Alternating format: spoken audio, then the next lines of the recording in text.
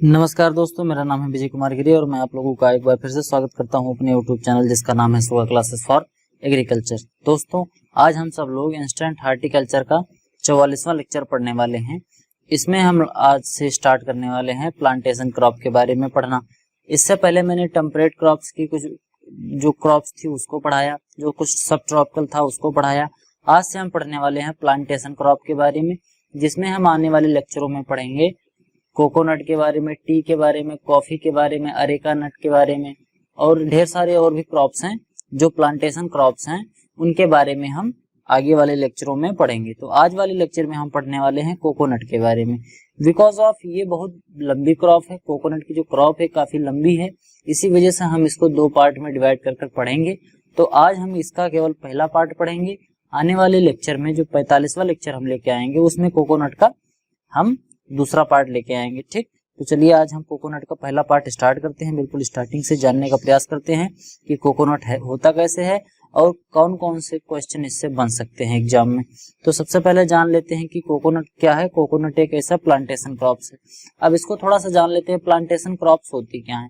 देखो, normal language में तो ऐसे समझो कि प्लांटेशन क्रॉप ऐसी क्रॉप्स होती हैं जिनके फ्रूट को हम तोड़ते हैं, हार्वेस्टिंग करते हैं और हार्वेस्टिंग करने के बाद इसको हम प्रोसेसिंग करते हैं।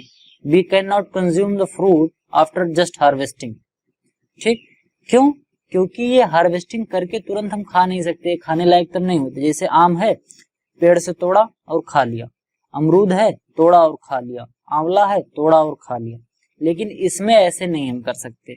जैसे कोकोनट की बात करें तो कोकोनट को हम जब तोड़ते हैं, तोड़ने के बाद इसका कोपरा निकालना पड़ता है, इसका हस्क निकालेंगे, इसको फर्मेंटेड करवा के निकालेंगे, फिर इसको सुखाएंगे, फिर इसकी गरी बनाएंगे या फिर खाएंगे। ये नारियल है तो उसके लिए भी हम थोड़ा सा इसका फर्मेंटेशन कराएंगे। उसकी ऊपर वाली जो खाल होती है वो जब थोड़ा ढीला हो जाएगा तभी हम नारियल बनाते हैं, जिसको ऑस्पिशियस चीजों में यूज किया जाता है, पूजा पाठ में यूज करते हैं।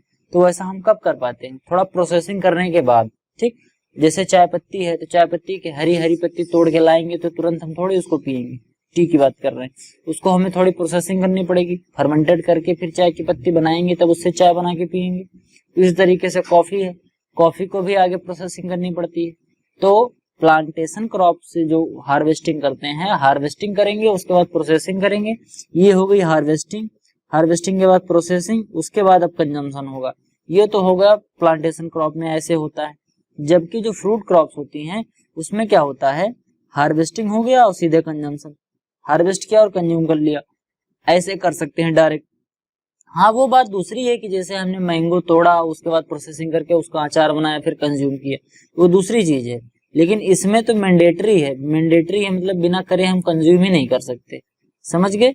इसी तरीके से और ढेर सारी क्रॉप्स हैं प्लांटेशन क्रॉप जो हम आगे वाले लेक्चर्स में पढ़ेंगे। तो सबसे पहले आज पढ़ते हैं कोकोनट के बारे में। सबसे पहले जान लेते हैं कि कोकोनट का जो बोटेनिकल नेम है वो क्या होता है। कोकोनट का जो बोटेनिकल नेम है वो है कोकस न्यूसीफेरा। कोकोनट देखने में ऐसा होता है, इसका प्लांट ऐसा होता है, सिंगल स्टेम लॉन्ग प्लांट होता है। ठीक, इसमें एक ही स्टेम पाया जाता है, ब्रांचिंग नहीं पाई जाती है, एक ही ऐसा होता है। इसका जो क्लाइमेट होता है ये होता है ट्रॉपिकल क्लाइमेट का। कैसा?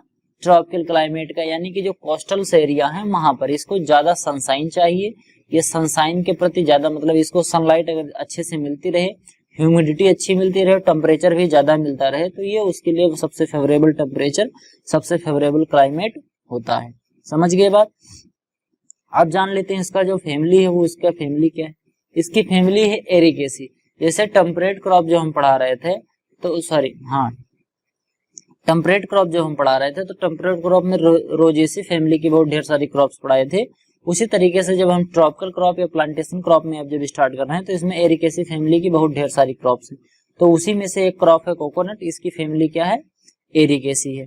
इसके बाद जान लेते हैं इसका जो ओरिजिन प्लेस है। इसका ओरिजिन प्लेस क्या है? South east Asia. अब इसको एक बार फट से रिवाइज करते हैं। इसका जो बोटेनिकल नेम है वो है कोकस न्यूसीफेरा, फैमिली है इसकी एरिकेसी, ओरिजिन इसका क्या है? South east Asia. आगे बात करते हैं इसका तो थोड़ी मॉर्फोलॉजी जो है वो कोकोनट की वो जान लेते हैं। ये है आपका सूखा हुआ, जो सूख जाता है बिल्कुल बिना फर्मेंटेड। इसको फर्मेंटेड नहीं किया गया, इसको अभी फर्मेंट नहीं किया गया। इसके ऊपर वाली जो एक कवर है हार्ड पेन वाली कवर, इसको अभी फर्मेंट नहीं किया गया है। तो ये होता है सूखने के बाद। अब इसमें देख लेते हैं, ये अपर मोस्ट पार्ट होता है, ये जो आपको दिख रहा है ये क्या है, एक्सोकार्प होता है। इसी के अंदर फिर ये मेसोकार्प होता है, इंडोकार्प होता है, ये बहुत हार्ड वाला, बिल्कुल हार्ड वाला होता है। अगर आपने नारियल छीला होगा तो जब आप नारियल छीलते हैं और नारियल छीलने के बाद जो गरी जो निकालते हैं, तो गरी और इस ऊपर जो ये ढेर सारे बाल निकलते हैं, इन्हीं के बीच में एक बहुत हार्ड पेन होता है, बहुत लकड़ी जैसा बिल्कुल टाइट पेन होता है, बहुत ठीक, एक पतली सी परत होती है, बड़ी टाइट परत होती है, उसी को बोलते हैं हम इंडोकार्प। समझ गए, सबसे बाहर एक्सोकार्प, उसके अंदर मेसोकार्प और सबसे अंदर वो इंडोकार्प। जो सबसे हार्ड होता है वो इंडोकार्प होता है। और ये जो सफेद होता है, जिसको हम लोग एडिबल पोर्शन मानते हैं, जिसको हम खाते हैं, वो क्या होता है, वो एंडोस्पर्म वाला पार्ट होता है। आई होप कि आपको ये अच्छा लग रहा होगा वीडियो। अगर आपको वीडियो पसंद आ रहा हो तो वीडियो को लाइक करें, मुझे मोटिवेट करें। आपके जो भी सुझाव हैं कमेंट बॉक्स में लिखें, और प्लीज चैनल को ज्यादा से ज्यादा लोगों तक सब्सक्राइब कराएं, चैनल को शेयर करें जहां जहां पर भी आप जुड़े हैं सोशल मीडिया प्लेटफॉर्म में, जिससे इस चैनल की रीच बढ़े और मुझे मोटिवेशन मिले, आपके लिए अच्छी वीडियो इसी तरह मैं लाता रहूं। फिर आगे चलिए, देखो ये समझ गए इतनी बात, एक्सोकार्प, मेसोकार्प, इंडोकार्प और एंडोस्पर्म, ये कोकोनट में जो होता है सब समझ गए। ठीक, आगे बढ़ते हैं, अब देख लेते हैं अगला पॉइंट क्या बोल रहा है। जेनेरिक नेम, जो जेनेरिक नेम है इसका, जो जीनस का नाम है, जीनस और स्पीसीज, किसी भी बोटेनिकल नेम या साइंटिफिक नेम या बायोलॉजिकल नेम जो होता है किसी भी ऑर्गेनिज्म का, वो कैसा होता है, पहले जीनस होता है, पीछे स्पीसीज होती है। तो जैसे कोकस न्यूसीफेरा इसका बोटेनिकल नेम है, तो कोकस क्या है, जीनस है, और न्यूसीफेरा क्या है, वो स्पीसीज है। तो ये जो जीनस इसका दिया गया है कोकस, ये स्पेनिश वर्ड से ड्राइव किया गया है। स्पेनिश वर्ड कौन सा है, कोको, जिसका मतलब होता है मंकी फेस। अब बात समझो, मंकी फेस का क्या मतलब होता है, कि इसको मंकी फेस क्यों बोलते हैं, समझो बात को ध्यान से। मंकी फेस, जैसे मंकी होता है तो मंकी के जो मुंह होता है, मंकी के मुंह पे इधर उधर खूब ढेर सारे बाल होते हैं, समझ गए। उसी तरीके से इस पे भी खूब ढेर सारे बाल होते हैं। अभी इसका जो हम फिगर देखें तो समझ लो ये मान लो मंकी का मुंह है, ठीक, मंकी का ये मुंह दिख रहा है, और बाकी ये देखो इसके ढेर सारे बाल हैं, उसके ऊपर चारों तरफ से बाल लगे हैं, इसी वजह से इसको मंकी फेस जैसा बोला जाता है। तो इसको स्पेनिश भाषा में कोको बोलते हैं, इसी वजह से कोको से ही बना है ये कोकस न्यूसीफेरा। समझ गए इतनी बात, आगे बढ़ते हैं। Coconut industry provide employment to 10 million people. Bharat में नियर अबाउट 10 मिलियन, ठीक, 1 मिलियन बराबर 10 लाख, यानी कि लगभग 100 लाख, 1 करोड़ लोगों को क्या करती है, डायरेक्ट या इनडायरेक्ट फॉर्म में किसी ना किसी तरीके से ये एम्प्लॉयमेंट देती है। जैसे कोई नारियल पानी बेच रहा है, कोई नारियल का कप कोपरा निकाल रहा है, कोई नारियल का तेल निकाल रहा है, कोई नारियल का प्रोडक्ट बना के बेच रहा है, कोई नारियल के लड्डू बना रहा है। तो डायरेक्ट और इनडायरेक्टली रूप से लगभग इतने लोग इससे रोजगार पाते हैं, इतने लोग इनको एम्प्लॉयमेंट मिलता है, काफी ज्यादा मात्रा में इससे लोगों को एम्प्लॉयमेंट मिलता है। फिर क्या है अगला पॉइंट, मोनोल्यूरोन। मोनोल्यूरोन एक कंटेंट होता है जो इसकी कोकोनट के ऑयल में पाया जाता है, जिसके अंदर एंटी HIV प्रॉपर्टी होती है। मतलब जो HIV से ग्रसित, जो HIV से अफेक्टेड जो लोग हैं, उनके लिए काफी इंपॉर्टेंट होता है। कौन सा वो सब्सटेंस है, वो सब्सटेंस का नाम है मोनोल्यूरोन। किस में पाया जाता है, कोकोनट के ऑयल में पाया जाता है। फिर अगला पॉइंट बोल रहा है, dwarf coconut is self pollinated while tall coconut are cross pollinated in nature. जो ड्वार्फ कोकोनट होता है, देखो ये ड्वार्फ कोकोनट है, ये है इसका लैंड, ये जमीन से ही तुरंत स्टार्ट हुआ और 1 फुट ऊपर से ही फरना स्टार्ट कर दिया, यहाँ पर फ्रूटिंग स्टार्ट हो गई। तो इस टाइप का अगर होगा कोई प्लांट तो उसको हम बोलते हैं ड्वार्फ कोकोनट। तो ये जो ड्वार्फ कोकोनट होता है ये सेल्फ पॉलिनेटेड नेचर का होता है, और जो टाल कोकोनट होता है ये क्रॉस पॉलिनेटेड नेचर का होता है। अब इसको याद करने का सबसे अच्छा तरीका, देखो भैया, जो छोटा होगा वो अपने आप में ही पॉलिनेशन कर लेगा, ज्यादा इधर उधर लिबर नहीं करेगा, ठीक। लेकिन जो लंबा चौड़ा होगा वो आसपास से पॉलिनेशन करेगा, वो दूर दूर तक जाएगा, तो इसे दूर दूर तक जाएगा तो क्रॉस पॉलिनेशन कर लेगा। और इसकी जब लंबाई ज्यादा होती है, टाल कोकोनट होता है, तो लंबाई अगर इसकी ज्यादा होगी तो विंड की वजह से आसानी से इनके अंदर पॉलिनेशन हो जाता है। इसी वजह से जो टाल वाले होते हैं इनमें क्रॉस पॉलिनेशन होता है। और जो ड्वार्फ होगा, तो एक तो ये ड्वार्फ है, हवा का ज्यादा इफेक्ट पड़ेगा नहीं, ऊपर से ड्वार्फ है, दबा कुचला लोग है, तो दबे कुचले लोग सेल्फ पॉलिनेशन ही करते हैं। ऐसे समझ सकते हो, बात बता रहे हैं समझने के लिए, थोड़ा फीलिंग समझो, ऐसे समझ जाओगे कि ड्वार्फ कोकोनट जो होता है वो सेल्फ पॉलिनेटेड होता है, और टाल कोकोनट जो होता है वो कैसा होता है, क्रॉस पॉलिनेटेड नेचर का होता है।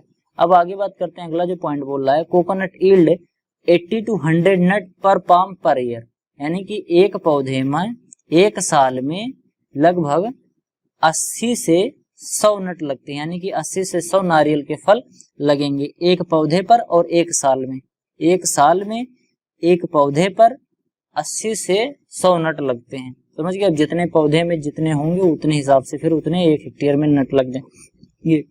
फुल्ली मैच्योर नट है 30 to 40% कोयर। जो फुल्ली मैच्योर फ्रूट हो जाता है, जो फुल्ली मैच्योर नट होता है, ये वाला जो नट है फुल्ली मैच्योर, इसको कुछ लोग सिंगल सीडेड ड्रूप भी बोलते हैं, कुछ लोग नट भी बोलते हैं। अभी आगे थोड़ा हम आपको ये कंफ्यूजन जो है आपका क्लियर कर देते हैं। तो इसका जो मैच्योर नट होता है उसमें 30 से 40% कोयर होता है। अब ये कोयर क्या होता है? कोयर ये जो इसके ऊपर से जो रेशा निकलता है, जिसको हम छील के निकाल देते हैं, इसी को बोलते हैं कोयर। तो ये कितना होता है? ये लगभग 30 से 40% वेट केवल कोयर का होता है। बाकी जो बच रहा है उसमें एंडोस्पर्म होगा और कुछ उसमें इंडोकार्प भी होगा, लेकिन इतना जो 30 से 40% है वो कोयर का ही होता है। समझ गए बात? अगला पॉइंट बोल रहा है India rank 3rd in coconut production after Indonesia and Philippines in the world. India जो है कोकोनट का तीसरा सबसे बड़ा प्रोड्यूसर है इंडिया, दूसरा सबसे बड़ा प्रोड्यूसर है फिलीपींस। तो फर्स्ट नंबर पे कौन है? इंडोनेशिया है, दूसरे पे फिलीपींस है, और इंडिया कितने पे है? तीसरे पर। जब मैं वीडियो रिकॉर्ड कर रहा हूँ इस समय ये सीक्वेंस है, आने वाले फ्यूचर में हो सकता है कि सीक्वेंस में चेंजिंग आ जाए, बाकी इस समय तो ऐसा ही है। इंडोनेशिया में सबसे ज्यादा कोकोनट प्रोड्यूस किया जाता है, उसके बाद फिर कहाँ होता है? फिलीपींस में, और इसके बाद इंडिया में। बात समझो कि कोकोनट जो क्रॉप होती है इसको ग्रो करने के लिए हमको कैसा इसको कैसा टेम्परेचर चाहिए, क्लाइमेट कैसा चाहिए? इसके लिए हमें ट्रॉपिकल क्लाइमेट चाहिए। कैसा क्लाइमेट? Tropical climate. और पानी भी बहुत ज्यादा चाहिए। तो इसको पानी चाहिए, यानी कि समुद्र के किनारे वाले एरिया में हम ज्यादा ग्रो कर सकते हैं। इंडोनेशिया आपने देखा होगा मैप में, ज्यादातर उसका जो किनारे वाला पार्ट है वो सब कोस्टल एरियाज हैं। इसी वजह से इंडोनेशिया में हम अच्छे से खेती कर सकते हैं।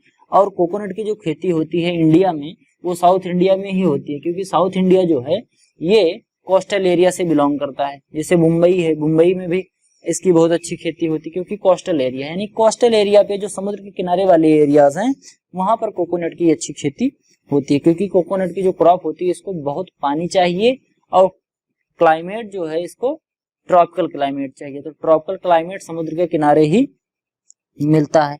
Kerala share in coconut production 45% highest, followed by Tamil Nadu and Karnataka. Bharat में सबसे ज्यादा जो कोकोनट प्रोड्यूस करने वाला स्टेट है वो है केरला, लगभग 45% कोकोनट ये प्रोड्यूस करता है। उसके बाद तमिलनाडु लगभग 22%, उसके बाद फिर कर्नाटका है वो करता है 12%। बाकी जो बच रहा है वो और भी जो कोस्टल एरिया वाले स्टेट्स हैं वहां पर इसकी कल्टीवेशन कायदे से होती है। फिर अगला पॉइंट बोल रहा है प्रोडक्टिविटी ऑफ कोकोनट।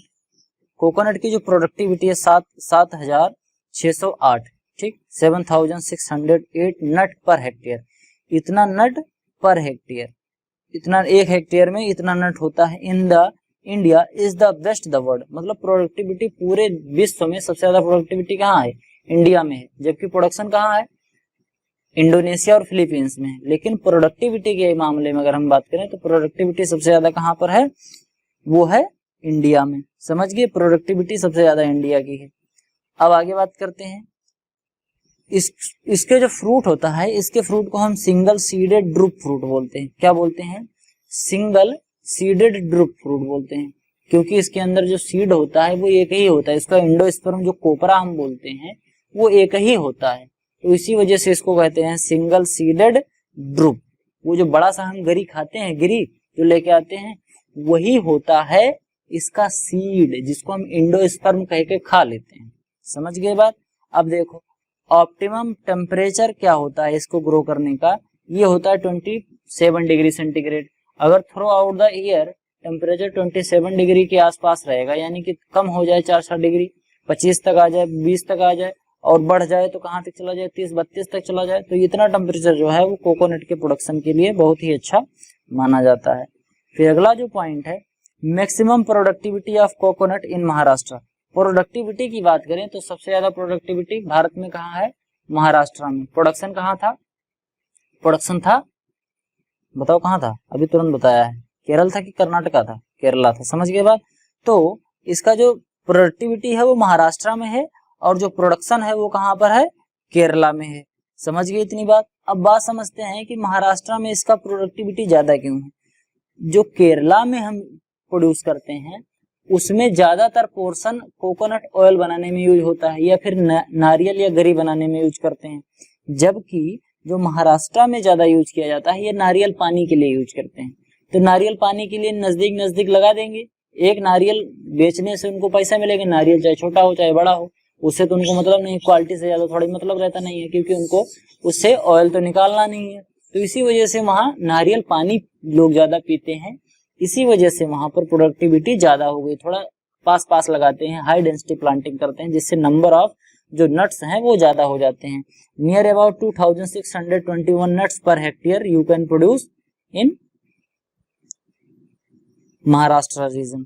अब आगे बात करते हैं, अगला जो पॉइंट बोल रहा है, in India 9 to 12 month old seedling are generally transplanted. India में जब हम ट्रांसप्लांटिंग करते हैं इस कोकोनट की क्रॉप का, तो वो कितना महीने पुराना होता है? लगभग 9 से 12 महीने जो पुराना सीडलिंग होता है, इसी की ट्रांसप्लांटिंग हम करते हैं। ठीक, जैसे मैंगो में हमने बताया था कि मैंगो में भी लगभग 1 साल के आसपास का जो पौधा होता है वो ट्रांसप्लांटिंग के लिए अच्छा होता है। उसी तरीके से जो कोकोनट है, कोकोनट में भी 1 year old plant is suitable for the transplanting. फिर अगला पॉइंट है 2 टाइप ऑफ कोपरा। इसका जो कोपरा होता है इसी को बोलते हैं कोपरा। ये इसकी जो गरी होती है इसी को बोलते हैं कोपरा। इसका एडिबल जो पोर्शन होता है यही होता है कोपरा। तो इसका एडिबल जो कोपरा होता है इसको हम 2 टाइप में बांट सकते हैं। पहला होता है बाल कोपरा। बाल कोपरा इसको कहते हैं, मतलब ये फुल्ली मैच्योर, एकदम अच्छे से मैच्योर हो गई रही होती है और ये फुल्ली कहीं फूटा उटा नहीं होता है, इसी को बोलते हैं गरी। और एक दूसरा होता है कप कोपरा। वो ऐसे जो टूट जाता है, जब इसका हम हार्ड पेन तोड़ते रहते हैं तो तोड़ते समय क्या होता है कि कभी कभी इसका वो जो हार्ड पेन है ये टूट जाता है, तो टूट के ये चिटक जाता है, तो चिटक जाने की वजह से ये कप कोपरा बन जाता है। और अगर नहीं चिटका तो क्या बन जाएगा? बाल कोपरा। तो ये वाला कैसा है? बाल कोपरा है और ये है कप कोपरा। तो ये इसके होते हैं एडिबल कोपरा, इसका एडिबल पोर्शन जो होता है। इसके बाद फिर होता है मिलिंग कोपरा। तो ये जो मिलिंग कोपरा होता है ये मैच्योर तो होता है लेकिन यूनिवर्सल मैच्योरिटी इसमें नहीं आती है। मतलब जैसे यहाँ पर मैच्योर होगा, यहाँ नहीं होगा, यहाँ मैच्योर होगा, यहाँ नहीं मैच्योर होगा, मतलब बहुत अच्छे से मैच्योर नहीं होता है। तो इसको हम क्या यूज करते हैं? मिलिंग कोपरा को। Milling copra consist of non uniform dried pieces of coconut which are used mainly for the manufacturing of coconut oil. तो जो मिलिंग कोपरा है इसको हम कोकोनट ऑयल के रूप में ज्यादातर यूज करते हैं। ये यूनिफॉर्मली ड्राइड नहीं होता, अच्छे से सूखा नहीं होता है, चारों तरफ से यूनिफॉर्मली सूखा नहीं होता है, तो इसी को हम बोलते हैं मिलिंग कोपरा। बाल कोपरा क्या होता है? ये जो बिल्कुल गोल गोल होता है, बिल्कुल यूनिफॉर्मली ड्राइड होता है। कप कोपरा क्या होता है? जो चिटक जाता है या टूट जाता है तो वो कप कोपरा, देखो कप जैसा हो जाता है, ये देखो इसे कप लग रहा है, ये बिल्कुल बॉल जैसा लग रहा है तो इसको बॉल कोपरा बोलते हैं, और ये कप जैसा है तो इसको कप कोपरा बोलते हैं। मिलिंग कोपरा जिसकी पेराई करके हम क्या करते हैं, जिसकी पेराई कर हम कोकोनट का ऑयल निकालते हैं, उसको हम बोलते हैं मिलिंग कोपरा। ये अनयूनिफॉर्म ड्राइड पीसेस होता है, मतलब अच्छे से सूखा नहीं होता है। Ball copra is usually a perfect well dried whole of the coconut kernel and is use various food preparation as well as tasty nut. इसको सीधे नट, या तो इसका नट खा लो सीधा सीधा, मतलब ये गरी खाओ, या इससे कुछ और बना के खा सकते हो, जैसे खीर बनाओ, उसके बाद सिमई में आप डाल सकते हैं, लड्डू बनाओ, जो कुछ भी करना है सब कुछ कर सकते हो इसको यूज करके। ये बिल्कुल परफेक्ट क्वालिटी का होता है, बिल्कुल अच्छी क्वालिटी का होता है, समझ गए? तो इसको बोलते हैं हम बाल कोपरा। आई होप कि आपको मिलिंग कोपरा और बाल कोपरा समझ में आ रहा होगा।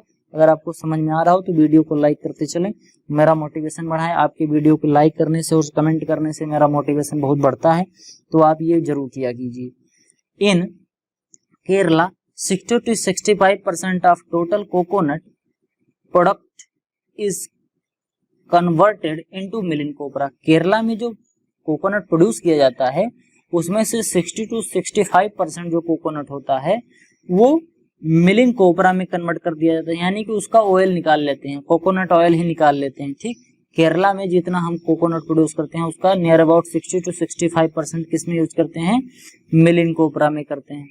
फिर अगला पॉइंट जो बोल रहा है वो है मीजोकार्प या husk use for coir making. इसका जो मीजोकार्प होता है वो कोयर मेकिंग के लिए यूज होता है, यही है। ठीक, सॉरी एक समझो बात को, मीजोकार्प भी मैंने बताया था क्या होता है। मीजोकार्प ये होता है जिसमें ढेर सारे फाइबरस होते हैं, ढेर सारा जो फाइबर होता है इसी को हम बोलते हैं मीजोकार्प। तो ये जो इसका मीजोकार्प होता है ये कोयर मेकिंग के लिए यूज करते हैं, इससे हम कोयर निकालते हैं, कोयर बनाते हैं। तो कोयर क्या होता है, अभी कोयर भी हमने आपको फिगर में एक जगह दिखाया था, ये है कोयर, इसी को हम बोलते हैं कोयर। तो ये कोयर मेकिंग के लिए यूज किया जाता है। अब इसी कोयर से फिर हम क्या करते हैं, बाद में रस्सियां बनाते हैं और डिफरेंट डिफरेंट टाइप की चीजें बनाते हैं, समझ गए। फिर आगे बात करते हैं कोकोनट हस्क। अब कोकोनट का जो हस्क निकलता है, हस्क क्या होता है समझते हो, मतलब जो उसके गरी के ऊपर से जो छील के लोग निकालते हैं तो वो पूरे पार्ट को हस्क बोलते हैं। जैसे धान होता है, धान के ऊपर जो छिलका होता है उसको हस्क कहते हैं, वैसे कोकोनट के ऊपर जो पूरा छिलका होता है उस पूरे छिलकों को क्या बोलते हैं, हस्क बोलते हैं। फिर उसी में से कोयर निकलता है, उसी में से फाइबर निकलता है, उसी में से कोपरा निकलता है और उसी में से क्या निकलता है, इंडोकार्प भी निकलता है, खूब टाइट टाइट जो होता है। तो कोकोनट हस्क के बारे में थोड़ा सा जान लेते हैं। कोकोनट के हस्क में जो कोयर होता है वो लगभग 70% होता है और जो फाइबर होता है वो 30% होता है।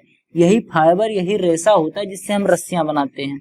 और कोयर ये 70% होता है, जिसको बाद में हम क्या करते हैं, जर्मिनेशन मीडियम के रूप में यूज करते हैं। ये बहुत अच्छा जर्मिनेशन मीडियम होता है, गमले वमले में डाला जाता है, गमले में, या आप एयर लेयरिंग कर रहे हैं वो, या कॉकपीट का नाम आपने सुना होगा। कॉकपीट अगर नहीं जानते होंगे तो आप कमेंट बॉक्स में बताइएगा, तो उस पर हम एक अच्छी सी वीडियो बना देंगे कि हाउ टू प्रिपेयर कॉकपीट। गमले में या किसी बोतल में कोई जैसे टमाटर की खेती करनी है, टमाटर की क्रॉप लगानी है या धनिया उगाना है, तो किस तरीके से हम छोटे से छोटे जगह में कैसे बिल्कुल ऑर्गेनिक तरीके से टमाटर या छोटी छोटी ऐसे जो क्रॉप्स हैं उसको हम ग्रो कर सकते हैं, वो कैसे कर सकते हैं तो वो हम बता देंगे आपको। तो वो कोयर उसमें बहुत इंपॉर्टेंट रोल अदा करता है उसको बनाने में, कॉकपीट बनाने में। फिर आगे बात करते हैं endocarp. Endocarp use for making toys and buttons. जो इंडोकार्प होता है, इसका जो इधर देखो इंडोकार्प, इसी को हमने बताया था अभी, ये इंडोकार्प, इसका जो मतलब बीच में जो सबसे हार्ड टाइप का होता है, जो सबसे ज्यादा मजबूत होता है, इसी को तोड़ते हैं। फिर इसको जब तोड़ देंगे तो अंदर से ये गरी निकल जाएगा, सबसे ज्यादा मजबूत यही होता है, क्योंकि बाहर वाला जो इसका मेसोकार्प होगा, मेसोकार्प और एक्सोकार्प, इसको फर्मेंटेड करा के सड़ जाने के बाद फर्मेंटेड हो जाता है तो आसानी से छूट जाता है। लेकिन जो इसका इंडोकार्प है, ये इंडोकार्प बड़ा मजबूत होता है। इसी से हम क्या करते हैं, इसके इंडोकार्प से हम क्या बनाते हैं, खिलौने बनाने के काम में आता है और बटन भी बनता है, अच्छी क्वालिटी के कपड़े के बटन भी इससे बनाए जाते हैं। फिर देखो secondary growth of coconut stem as well as root is absent. Secondary growth क्या होती है बात समझो। एक तो ये मेन स्टेम निकल गया और ये मेन, मान लो ये क्या था, ये लैंड थी हमारी, यहाँ से हमारा क्या निकल गया, जड़ निकल गया, और यहाँ ऊपर क्या निकल गया, ये स्टेम निकल गया।